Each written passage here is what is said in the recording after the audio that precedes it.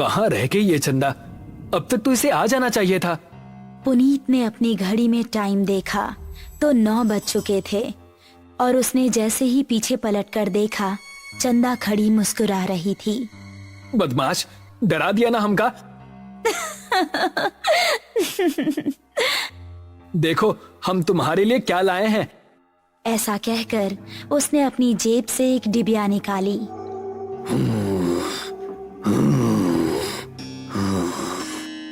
तभी उन दोनों को किसी के सांस लेने की भयानक आवाज सुनाई दी। कौन है? ठीक सामने बरगद के पेड़ के नीचे उनको किसी आदमी का अक्स नजर आया। कौन है? सामने आओ। ये सुनकर भी वो आदमी सामने नहीं आया और जोर जोर से सांस लेने लगा। अभी देखते हैं कौन ससुरा है। ये कहकर पुनीत उसके पास जाने लगा। जैसे ही पुनीत उसके पास पहुंचा, उसने भी 2 कदम आगे बढ़ाकर पुनीत का गला पकड़ लिया। उसको देखकर पुनीत और चंदा दोनों का दिल दहल गया। उस आदमी की गर्दन कटी हुई थी और थोड़ी सी खाल में अटकी लटक रही थी। चंदा चिल्लाई और गांव की तरफ ऐसी भागी कि उसने पलटकर नहीं देखा। गांव पहुंची तो उस टाइम पुनीत के पिता घर के बाहर थे। अरे चंदा बिटिया, इतनी डरी हुई काहे लग रही हो? वो पुनीत। चंदा ने हाफते हुए उनको पूरी कहानी सुनाई। पुनीत के पिता ने अपने साथ कुछ आदमियों को लिया और चंदा उन सभी को लेकर उसी जगह पर पहुंच गई। यही जगह थी वो जहां उसने पुनीत को पकड़ा था। उन लोगों ने इधर उधर नजरें घुमाई तो कोई आसपास नजर नहीं आया। तभी चंदा की गर्दन पर ऊपर से कुछ टपका। उसने हाथ लगाकर देखा तो वो खून था। पेड़ की डाली के ऊपर पुनीत की बिना गर्दन की लाश टंगी हुई थी और उससे खून टपक टपक कर नीचे गिर रहा था। शहर से दूर एक छोटा सा गांव सरूपुर। रात के समय सभी अपने अपने घरों में आराम कर रहे थे। बाबूजी, हम जरा अपने दोस्त महेश से मिलकर आ रहे हैं। उसकी तबीयत जरा ठीक नहीं है ना? ठीक है, लेकिन जल्दी आना। जी बाबूजी। ऐसा कहकर वो खुश होता हुआ घर से निकल गया। आज तो सारे दोस्त मिलकर मस्त पार्टी करेंगे, मजा आ जाएगा। जंगल का रास्ता पकड़ लेता हूँ, जल्दी पहुँच जाऊंगा। अभी वो जंगल में आगे बढ़ ही रहा था कि पीछे से उसको आवाज आई। अकेले ही पार्टी करने जा रहे हो? हमका साथ लेकर नहीं चलना है क्या? अरे अर्पणा और दिव्या, तुम दोनों क्यों हर बार हमारे पीछे पड़ जाती हो?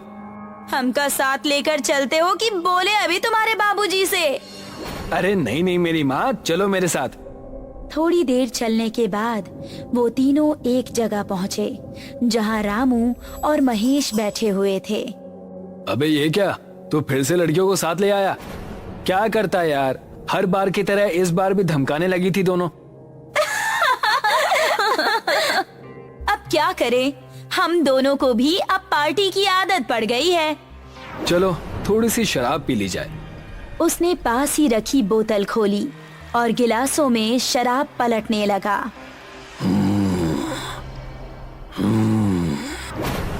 तभी उनको किसी के सांस लेने की आवाज सुनाई दी।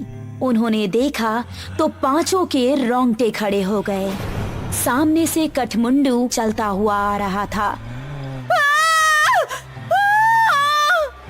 उन्होंने कदम बढ़ाए ही थे कि तभी कठमुंडू ने दिव्या को पीछे से पकड़ लिया। उसने दिव्या को इतनी जोर से कसा कि उसके मुंह से खून निकल गया। बाकी चारों अब बेहद डर गए और वहां से भाग निकले। दिव्या उसकी पकड़ में फंसी दर्द से कराह रही थी।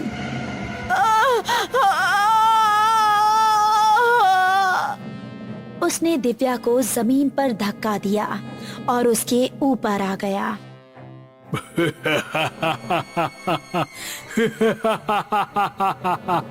उसने दिव्या के सीने में हाथ डाला और उसके सीने से खून की धारा निकल पड़ी।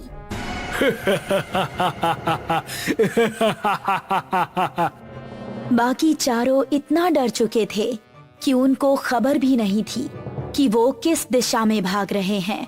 वो काफी देर तक भागते रहे। अब अपर्णा की हालत खराब हो चुकी थी। वो आ जाएगा, रुकने का समय नहीं है। ऐसे कब तक भागते रहेंगे? हम जा कहाँ रहे हैं, कोई बताएगा?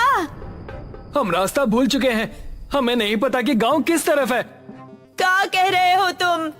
फिर तो हम सबका बचना नामुमकिन है। तभी पेड़ के ऊपर से एक हाथ आया और उसने महेश का गला पकड़ लिया। ये हाथ कठमुंडू का ही था।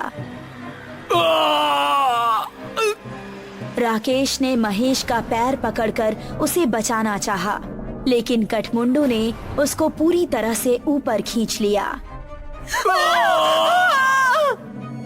और वो तीनों चिल्लाते हुए वहाँ से भाग निकले। वो देखो, सामने वो घर, उसके अंदर चलते हैं। वो तीनों एक घर के अंदर घुस गए और राकेश ने जल्दी से दरवाजा बंद कर दिया। तभी कोई जोर जोर से दरवाजा पीटने लगा। तीनों का शरीर इस समय बुरी तरह से कांप रहा था। दरवाजे की धम धम उनके दिल को दहला रही थी। तभी खिड़की से कठमुंडू का एक हाथ अंदर आया और उसने अपर्णा का हाथ पकड़ लिया। बचाओ! अगर ये यहाँ है तो दरवाजे पर कौन है? राकेश ने दरवाजा खोला तो सामने गांव के बिरजू काका थे। बिरजू काका जल्दी से अंदर आए। उन्होंने कठमुंडू का हाथ पकड़ा और छुड़ाने लगे। कठमुंडू उनके छूते ही चीखने लगा।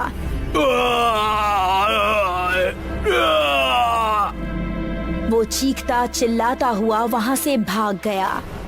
तुम ठीक तो हो अर्पणा? मैं ठीक हूँ, शुक्रिया बिरजू काका। तुम लोग यहाँ करने क्या आए थे, वो भी इस समय? हमसे गलती हो गई बिरजू काका, लेकिन ये कौन है और आपको देखते ही वो भाग कैसे गया? ये कठमुंडू है। ये सुनकर वो तीनों एक दूसरे का मुंह देखने लगे। बहुत सालों पहले हमारे गांव में एक डाकू पल्लव सिंह का बड़ा खौफ था। गांव में एक बूढ़ी औरत रहती थी जिसका एक ही बेटा था। उसने धूमधाम से अपने बेटे की शादी की। शादी के अगले ही दिन डाकू पल्लव सिंह ने हमला बोल दिया। उसने पति और पत्नी दोनों को मार डाला और सारे गहने लूट लिए। अपने बेटे और बहू को मरता देख बुढ़िया तड़प उठी। पल्लव सिंह, जिस सोने के लिए तूने मेरा परिवार उजाड़ दिया, यही सोना तेरे लिए अभिशाप बन जाएगा।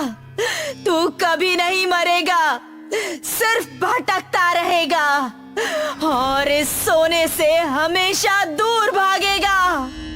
ये सुनते ही पल्लव सिंह हंसता हुआ वहां से चला गया। कुछ दिन बाद पल्लव सिंह के ही एक आदमी ने उस पर हमला कर दिया। वो उसकी जगह सरदार बनना चाहता था, लेकिन पल्लव सिंह तलवार के हमले से भी नहीं मरा। उसकी गर्दन आधी ही कटी और थोड़ी सी खाल में अटक कर रह गई। उसने अपने सभी साथियों को मार गिराया। उसने अपने उंगलियों में जितनी भी सोने की अंगूठियां पहनी थी वो गर्म होने लगी और उसके हाथ जलने लगे। बुढ़िया का श्राप अब शुरू हो गया था। उसने सभी अंगूठियां उतार फेंकी और जंगल में भाग गया। तब से अब तक वो जंगल में ही रहता है। मेरे छूने से वो इसलिए भाग गया क्योंकि मेरे हाथ में ये सोने का कड़ा है। ये कहानी सुनकर वो तीनों हैरान रह गए। चलो यहाँ से निकलो, वो फिर से आ सकता है। बिरजू काका को रास्ता पता था, इसलिए वो तीनों उनके पीछे पीछे जा रहे थे। जब वो जंगल की सरहद पर आ पहुंचे थे, तभी कठमुंडू वहां आ गया। उसने अपर्णा का पैर पकड़ लिया।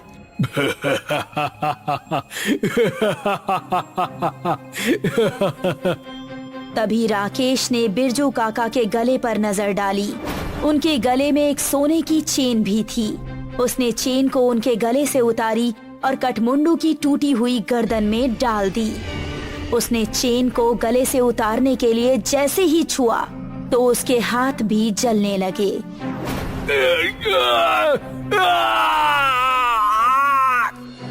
वो वहां से भाग निकला। उसके बाद वो चारों गांव के अंदर ही जाकर रुके। जब उनको देख गांव वाले इकट्ठा हुए तो उन्होंने सबको अपने साथ बीती हुई घटना सुनाई। वो दिन था